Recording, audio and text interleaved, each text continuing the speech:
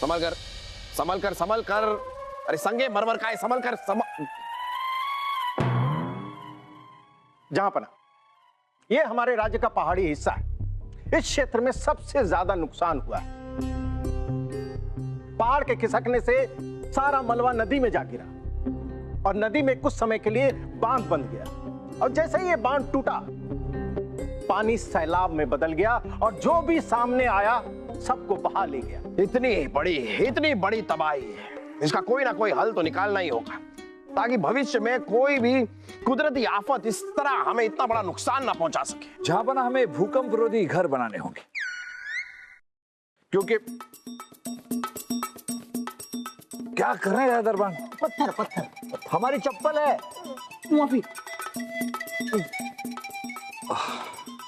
Hello जहांपना, हम ये कह रहे थे कि हमें एक विभाग बनाना होगा जो लोगों के घरों में जाकर इस बात की जांच करे कि उनके घर भूकंप रोधी है या नहीं। और सबसे जरूरी बात जहांपना, हमें लोगों को जागृत करना होगा। राजा बिरबल, ये तो कोई हल नहीं है। नए घर बनवाने में, नए विभाग बनवाने में काफी खर्च आएंगे। ऐसे हमारे खजाने पर काफी भार पड़ेगा। खर्चा तो अब भी होगा बलदेव जी, हमारे खजाने पर भार तो अब भी पड़ेगा, लोगों के पुनर्निवास में, उनका जीवन बसाने में। जहांपना कोई भी प्राकृतिक आपदा आए, इससे बेहतर है कि हम सावधानी बरतें। तो बनाइए ऐसे घर, ऐसे पुल, ऐसी सड़कें बनाइए जो भूकंप रोधी हो, जो कुदरती आफत को झेल सके।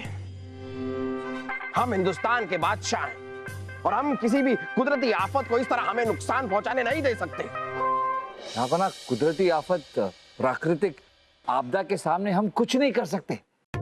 इसके सामने इंसान बहुत छोटा है। जहांपना हम सिर्फ हाथ जोड़कर ईश्वर से प्रार्थना कर सकते हैं कि किसी पर भी कोई प्राकृतिक आपदा कभी ना आए। हम और कुछ नहीं कर सकते। इतने बड़े बादशाह होकर भी हम अपने आप की और अपने आवाम की सुरक्षा तक नहीं कर सकते।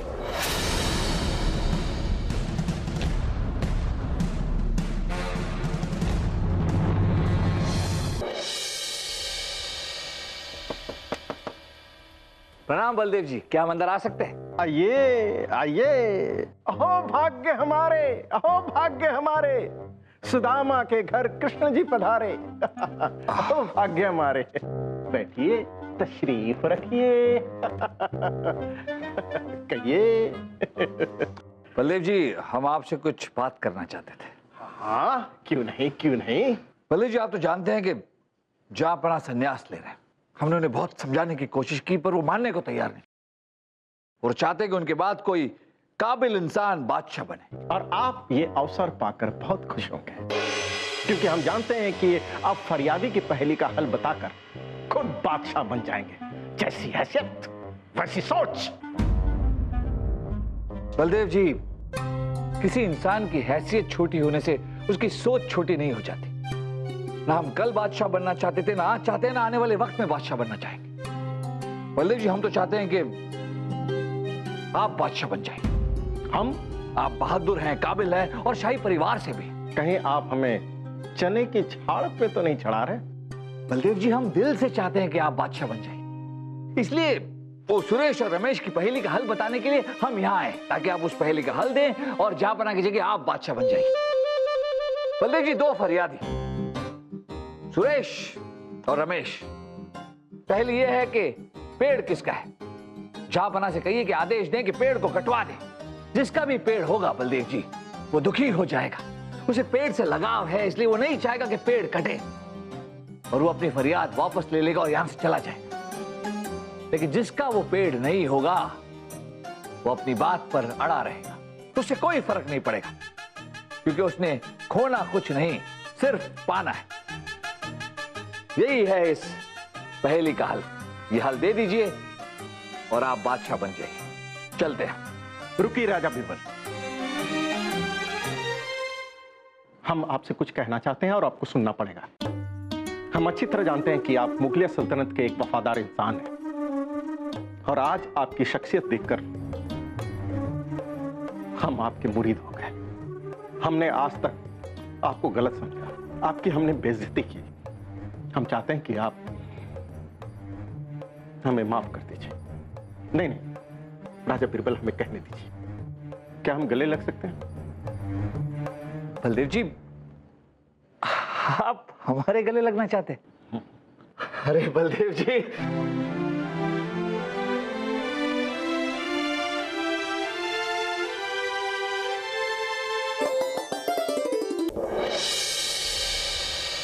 यहां पना ने भी ये क्या कर दिया, पूरे राज्य में आग लगा दी। हर कोई बादशाह बनने का ख्वाब देख रहा है, लेकिन ये किसी को नहीं पता है कि बादशाह बनने का हक सिर्फ और सिर्फ शाही खानदान के लोगों को है और किसी को नहीं। अरे पिताजी, ये किससे बड़बड़ा के बातें करे जा रहे हो और इतने उत्तेजित क्यों हो रहे हो? अरे क्या पता अगला बादशाह मैं ही बन जाऊं, है नहीं? अरे चुप कर बेवकूफ।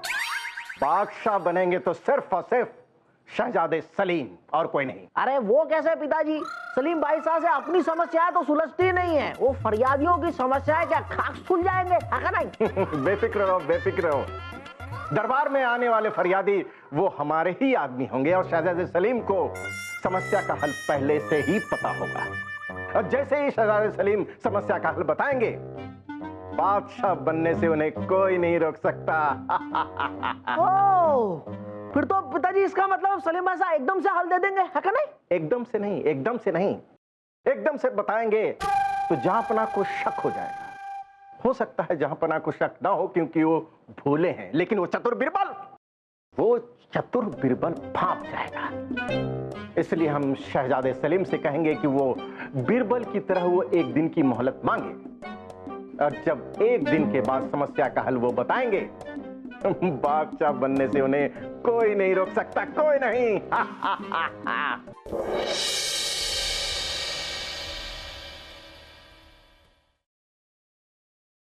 खुफिया कमरा।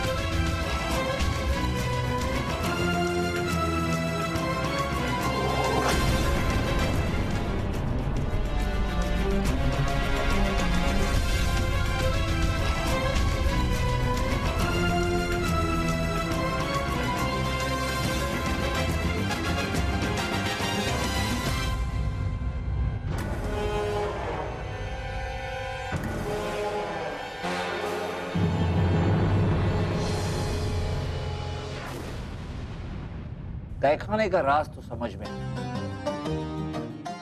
लेकिन संन्यास के पीछे क्या राज था?